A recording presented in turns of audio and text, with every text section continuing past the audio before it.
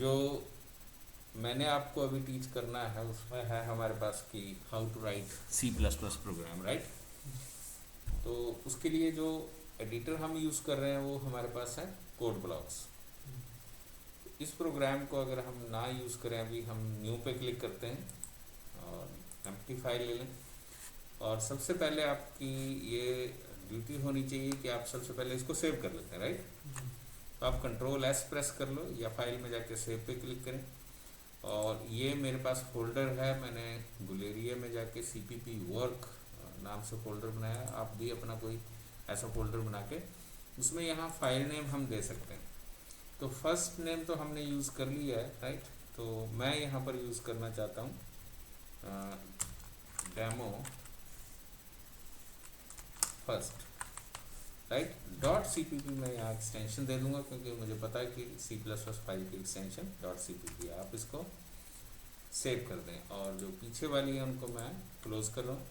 अब हमने यहाँ पर अपना कोड शुरू करना है। तो कोड शुरू करना है तो हम कमेंट लगा सकते हैं। आप कुछ लिखना चाहते हैं तो आप लिख सकते हैं this is my CPP program या this is my first CPP program. अब C++ में मैंने आपको थ्योरेटिकल पार्ट में बताया था कि you have to use header files and hash include and then we know that we have to use IO stream। अच्छा, एक चीज़ का और ध्यान देना, मैं अभी .h लिख रहा हूँ, राइट। क्योंकि हमने जो C में लिखी है उसमें .h एक्सटेंशन लगाई जाती है। इसमें अब उसने छोटा सा चेंज किया है, खासकर ये आपकी इस IDE में है कि .h भी लिखना रिक्वायर्ड नहीं है। क्यों? क्योंकि इट इज़ अंडरस्टूड कि हम इसमें .h फाइल्स यूज़ करते हैं। और एक हमें यहाँ नई लाइन लिखनी, यूजिंग नेम स्पेस std। अब ये नेम स्पेस क्या होता है that I have to explain you, लेकिन आपने ये माइंड में रखना है कि यार अगर कोड ब्लॉक्स यूज़ कर रहे हैं तो we have to use like this. लेकिन अगर आप वो बॉरलैंड C++ वगैरह यूज़ करते हैं तो आपको ये लिखने की ज़रूरत नहीं है। ये छोटी छोटी सी इम्प्रूवमेंट्स हैं और ये अच्छे आउटपुट के लिए हैं हमारे पास। तो हमने एक लाइन लगाई है यूजिंग नेम स्पेस std। अब हम अपना मेन बनाना चाहते हैं तो हम इंट करके मेन बना सकते हैं। ये हमारे पास मेन आ गया and we can say end of main, right. ये तो हम अक्सर C में भी करते हैं। क्यों? क्योंकि सिर्फ ऊपर हमने हेडर फाइल के लिए आपको कहा। अदरवाइज एक छोटा सा मैसेज देता हूँ क्योंकि मैंने आपको कहा था कि आपने प्रैक्टिस की है कि नहीं। तो हमने cout लिखा and we can write here welcome you in C++ programming. और आप इसको अब अगर टेस्ट करना चाहते हैं तो आप इसको यहाँ पर ये हमारे पास बिल्ड एंड रन है क्योंकि इसमें दोनों काम कर देगा। वो .cpp को .obj और .exe में कन्वर्ट भी कर देगा और उसके बाद वो रन भी कर देता है। So we will use most of the time build and run this button. अच्छा, अब मैं जब इसको बिल्ड एंड रन करता हूँ तो एक एरर आने की हमारे पास एक्सपेक्टेशन है। अगर आप यहाँ देखें तो एक हमारे पास एरर है। अब यहाँ एरर क्यों है? तो एक आपने यहाँ देखना है कि .h इज नॉट रिक्वायर्ड। अब मैं दोबारा बिल्ड एंड रन करता हूँ तो हमारे पास कुछ आउटपुट विंडो पे आ जाता है। अगर आप यहाँ देखें welcome you in C++ programming, right. So दो तीन बेसिक सी चेंज डाली। एक हमने कि .h नहीं लगाना, this is specially in code blocks. दूसरा है यूजिंग नेम स्पेस हमने यूज करना है। Namespace we have to understand what is the role of this namespace and std भी। तो हम ये समझेंगे कि ये हमारे पास लाइब्रेरी है। लाइब्रेरी हमने स्पेसिफाई कर दी है कि जो आपको क्लासेस और उसके अंदर के फंक्शंस मिलने हैं वो इस लाइब्रेरी में मिलने हैं, राइट। ये कॉन्सेप्ट्स भी हमें थ्योरेटिकल कहीं ना कहीं पढ़ना है। I will explain you. पर अभी हम सिर्फ फर्स्ट प्रोग्राम लिख रहे हैं कि C++ का फर्स्ट प्रोग्राम कैसे लिखना है। और ये प्रोग्राम भी हमने जो लिखा है वो हमने C स्टाइल में लिखा है क्योंकि हम C++ को जो पढ़ने जा रहे हैं। So we are going to study this from object oriented programming point of view. Object oriented के तो रूल्स हमारे पास क्या है कि encapsulation must be there, abstraction must be there and then inheritance and polymorphism must be there. लेकिन हमने अभी अपने आप को प्रमोट किया सी प्लस प्लस में, तो हमने वो सी आउट तो पढ़ लिया कि यार सी आउट कैसे यूज़ करते हैं, कैसे मैसेज देते हैं। अब मैं सी स्टाइल में ही चाहता हूँ कि सी प्लस प्लस में हम 2 नंबर का सम फाइंड आउट करें। अगर 2 नंबर का सम फाइंड आउट करना है तो कमेंट हमारे पास बिल्कुल वही है, मैंने इसको कमेंट बना दिया अभी। और या फिर अगर आपको लगता है तो आप इसको डिलीट भी कर सकते हैं, मैंने डिलीट कर दिया। Now what I have to do, I have to declare 2 variables int num1। I can declare in the same line also, but initially if you are writing this, so this is good practice कि आप उनको अलग अलग line पे declare करें, int num1, int num2, int res। Now after this हम जैसे C में करते थे तो हम एक मैसेज देते थे अगर यूजर से इनपुट लेनी है, राइट, तो we can say that is enter first number, then we can use cin and we can put suppose this into num1। I have taught you this in theoretical part, right? Sir C out को और C इन को Good. Contact नहीं कर सकते errors के through. कहाँ concat करना है?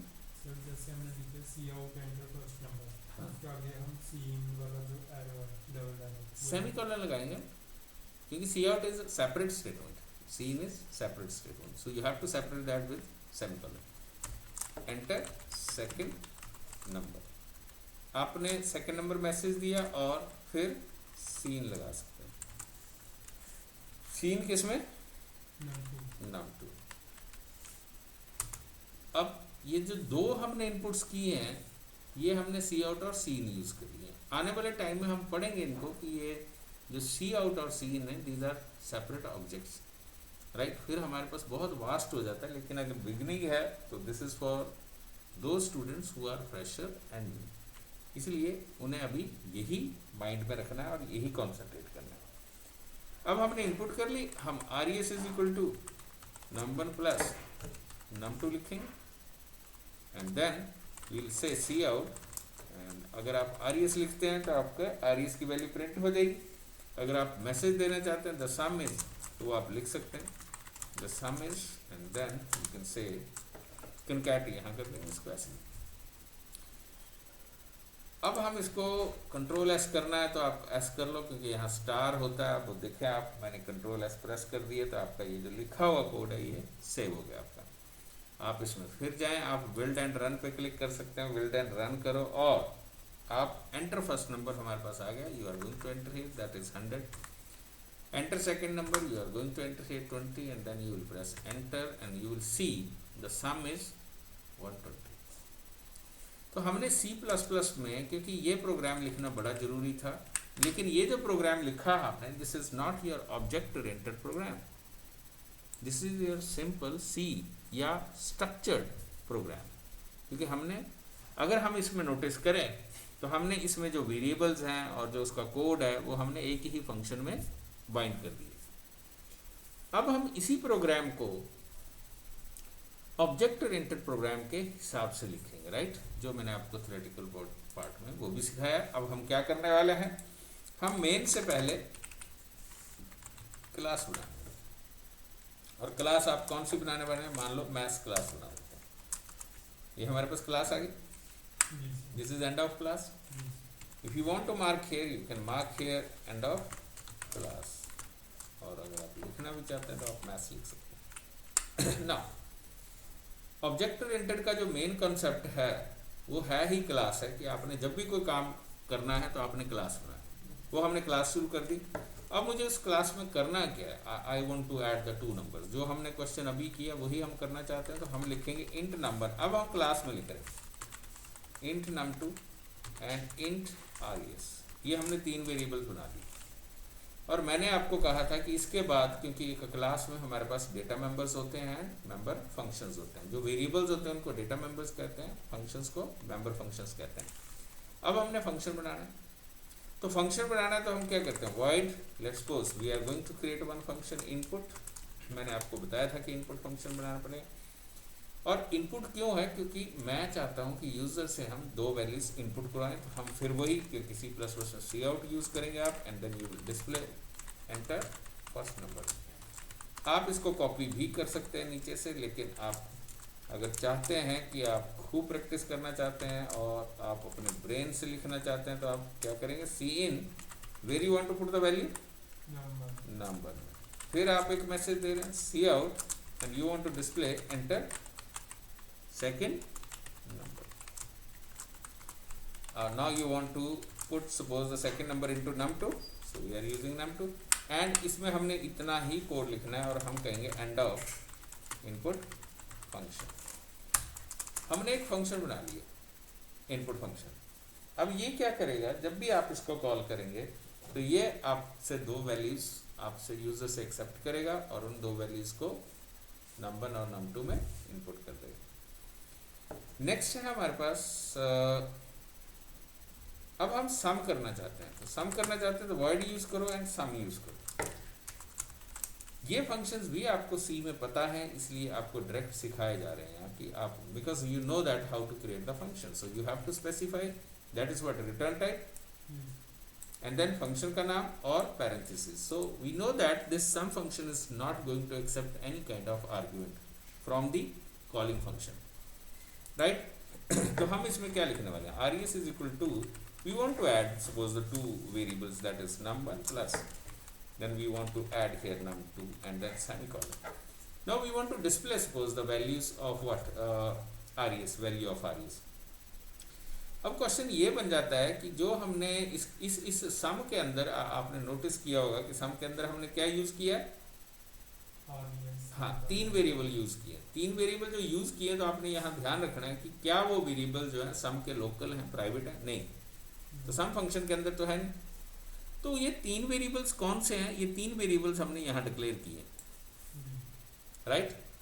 तो धीरे धीरे हमने ये भी माइंड में रखना है और पास्ट में भी हमने पढ़ा है कि ये जो वेरिएबल्स हैं ये वेरिएबल्स कॉमन है. मतलब इनको देखो इनपुट भी यूज कर रहा है ना यहाँ पर, यहाँ और यहाँ, राइट. तो इनको इनपुट भी यूज कर सकता है, इनको सम भी यूज कर रहा है, तो सम यहाँ यूज कर रहा है, इनको दोनों को ऐड कर रहा है और ऐड करने के बाद सम चाहता है कि मैं स्क्रीन के ऊपर मैसेज दूँ /n this sum is and you want to concat here that is the value of res. Done.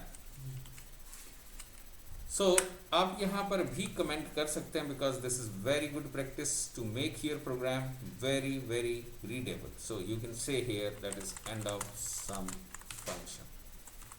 Done. अब आपके पास एक क्लास बन गई है, उसमें हमने बेसिक 3 डेटा मेंबर्स लिए हैं, 2 मेंबर फंक्शंस लिए हैं. और अब हम जानते हैं कि जब ऑब्जेक्ट ओरिएंटेड की बात होती है तो ऑब्जेक्ट ओरिएंटेड में सबसे पहला स्टेप है create class. And within the class you have to think about that is how many data members I need, how many member functions I need, I have specified. The second step of object oriented is what, that is I want to use this class. So if you want to use the class, what do you need? You have to come to what, that is the main, right? I am going to delete this now, is it? Now what I have to do now, मुझे क्या करना है अब, I have to create the object of the class which I have written here. So the name of the class is what, that is mass. So I'll use here mass and mass के बाद यहाँ this is of your choice, that is empty, and here empty is taken as object of class mass.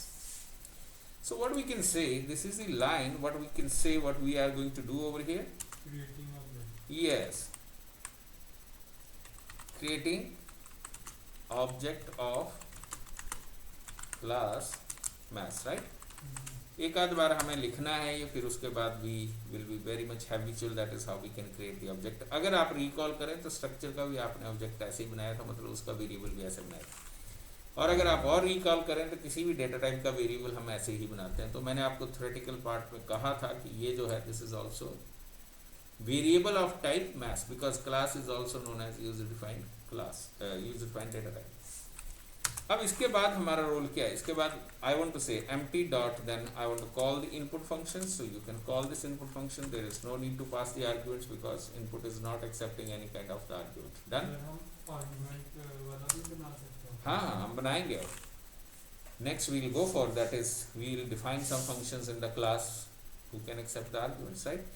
Next is what, empty dot, then we want to go for the sum, and then sum is also not accepting any argument. So now what we can notice over here in main, if you are going to notice, you can see empty, you can see empty, you can see empty. तो क्या आपको ऐसा नहीं लग रहा है कि अब जो प्रोग्राम बन रहा है, बिकॉज प्रोग्राम तो मेन से ही बनना है, तो हमने क्लास बनाई और उसके बाद मेन में अगर देखा जाए तो ऑब्जेक्ट ऑब्जेक्ट ऑब्जेक्ट ऑब्जेक्ट ही है. So that's why we call it as that is object oriented program, because in this program you are maximum and most of the time dealing with objects.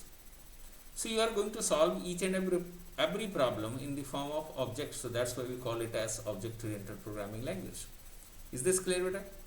Next is what we have to do now. We have tried in main, that is, yes, I'm trying to call input, I'm trying to call sum. Now there are number of concepts which we have to understand. What is the first concept of this? Try to that is build and run this. You will click on this and you will see there is any error.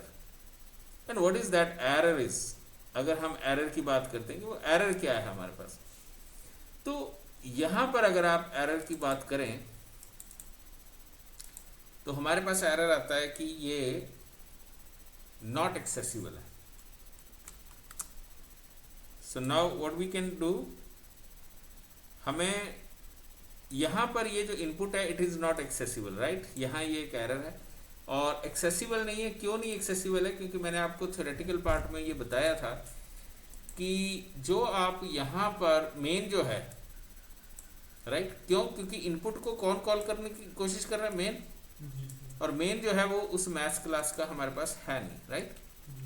तो हमारे पास यहाँ एक और option आती है कि हमें यहाँ पर एक कीवर्ड लिखना पड़ेगा और वो कीवर्ड है पब्लिक. ये पब्लिक लिखने से क्या होगा कि जो इसके नीचे जितना भी आप कोड लिखेंगे वो मोस्टली फंक्शंस होते हैं वैसे, तो वो पब्लिक हो गया स्टफ. अगर पब्लिक हो गया और आप यहाँ जाएं तो यहाँ पर अब ये जो मेन है, main is not the function or the member function of the maths class. So now main can access this input, main can access this sum. Why? Because input and sum functions are public function. वो public functions है तो उनको access कर सकते हैं. Done? अब हम इसको अभी तो फिर build and run करते हैं. build and run किया हमने, हमारे पास एरर नहीं आया और अब हमारा कोड चल गया और एंटर फर्स्ट नंबर उसने कहा. मैं फिर वही 120 वैल्यू लेता हूँ और आप देखेंगे द सम इज 120. ये काम हम जो मैंने आपको पहले कोड बताया उसमें भी कर चुके हैं, लेकिन दैट वाज स्ट्रक्चर्ड प्रोग्राम. बेशक हम C++ यूज कर रहे थे, but we were writing the code in C++ like C code, that is structured programming. लेकिन हमने जो C++ सीखनी है वो हमने ऑब्जेक्ट ओरिएंटेड स्टाइल में सीखनी है. तो ऑब्जेक्ट ओरिएंटेड प्रोग्राम जो है वो काम तो वही हुआ है, लेकिन उसको प्रोग्राम को लिखने का जो तरीका है अब वो हमारे पास डिफरेंट है, राइट. क्योंकि हम क्या कर रहे हैं यहाँ पर कि हम इसमें क्लास बना रहे हैं. अब इसमें एक और पॉइंट हम देखते हैं, चेक करते हैं. मेन में गए हम और यहाँ इनपुट के बाद I am going to try empty dot num1 is equal to 100. I am going to do like this. Empty dot num2 is equal to, let's suppose I am going to assign value 20. Done? अब मैं क्या कोशिश कर रहा हूँ, मैं सोच रहा हूँ कि क्यों ना हो आई नो दैट कि जो मैथ्स क्लास है उसमें num1 है और उसमें num2 भी है. मैं मेन से उसके num1 और num2 को एक्सेस करने की कोशिश करूँ, तो क्या ये पॉसिबल होगा?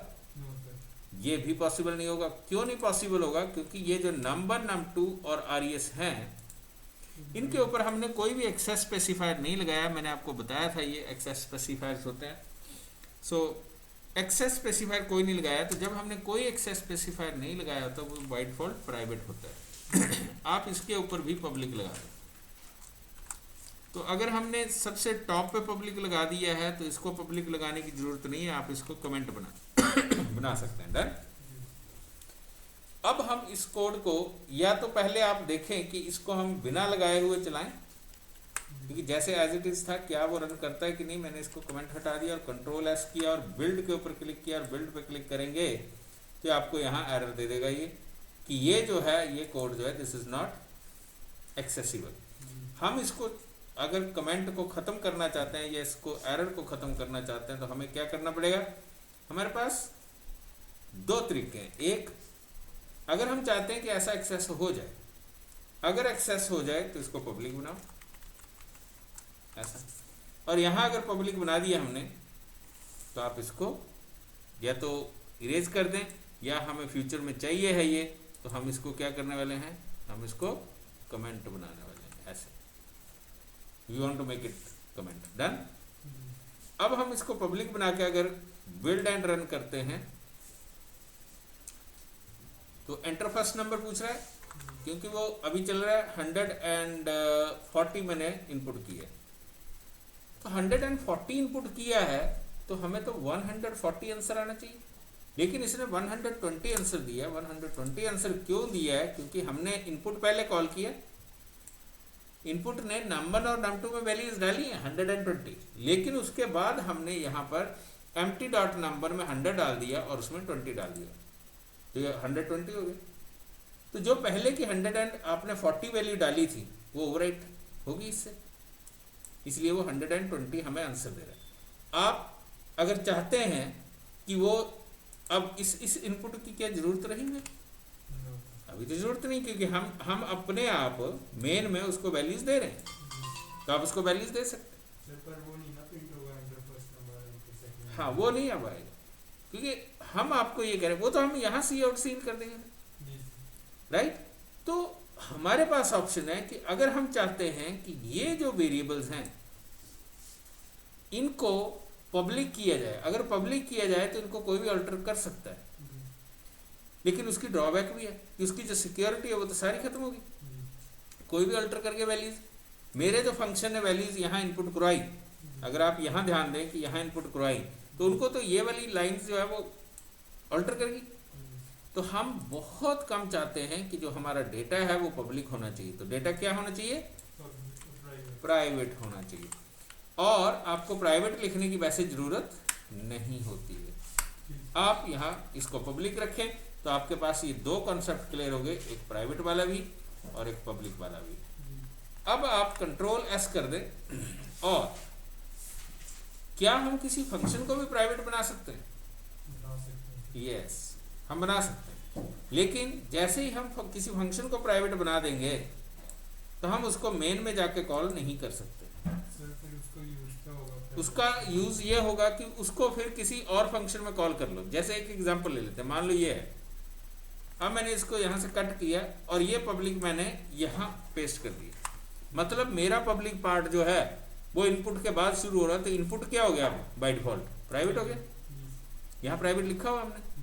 Now input function is private. अगर इनपुट प्राइवेट है और यहाँ मैंने यहाँ इसको चलाने की रन करता हूँ, कोशिश करता हूँ, तो ये यहाँ एरर दे देगा आपको कि भाई यहाँ तो दिक्कत है, ये नहीं चल सकता। अब मैं इस एरर को ठीक करना चाहता हूँ तो मैं इनपुट को मेन में कॉल नहीं करूँगा, लेकिन अगर मैं कुछ ऐसा कर दूँ, यहाँ आ जाऊँ सम में और यहाँ मैं इनपुट को कॉल कर दूँ ऐसे, क्या होगा? हाँ, अब आप इसको कमेंट बना दो। अब हमने सम को कॉल करना है, ये देखो वो नंबर num2 में वैल्यू डालेंगे, लेकिन अब ये नंबर num2 में ये जो वैल्यूज डाल रहे हैं इसका कोई फर्क नहीं होगा। क्यों? क्योंकि जैसे ही हम सम को कॉल करेंगे वो दोबारा इनपुट को कॉल कर लेगा। अब ट्राई करते हैं, बिल्ड एंड रन। अब वो number is equal to num2 हमने प्राइवेट कर दी है, हाँ ये प्राइवेट कर दी है, तो अब तो ये वैसे भी हाँ, तो आप यहाँ इनको यूज कर ही नहीं सकते, यू कैन कमेंट। अब हम इसको फिर बिल्ड एंड रन करते हैं। यू सी वो कह रहा है enter first number, I am going to enter here 700, I am going to enter here 500, 1200। तो आपने इनपुट कॉल कर लिया, लेकिन इनपुट को जो है वो आउटर वर्ल्ड वाले कॉल नहीं कर सकते। अब इनपुट को जो अंदर फंक्शंस है वो कॉल कर सकते हैं। ये देखो इसने कॉल कर ली। तो आप कोई मेंबर फंक्शन जो है वो प्राइवेट भी बना सकते हैं, लेकिन अगर आप चाहते हैं कि उसको फिर कोई भी आउटसाइडर कॉल करे तो वो नहीं कॉल कर सकता। ये जो आपने जैसे इनपुट बनाया, ये एक सपोर्टिंग फंक्शन हो सकता है जो अंदर दूसरे फंक्शंस को के बीच में आप यूज कर सकते हैं, उसको रीयूज कर सकते हैं, लेकिन आप नहीं चाहते हैं कि ये फंक्शन जो है इसको कोई आउटर वर्ल्ड से कोई कॉल लगा सके, तो आप ऐसे फंक्शंस को भी प्राइवेट बना सकते हैं। Got it? सो इसको ध्यान में रखें। ये था एक बेसिक प्रोग्राम जो आपको ऑलरेडी पढ़ाया हुआ है।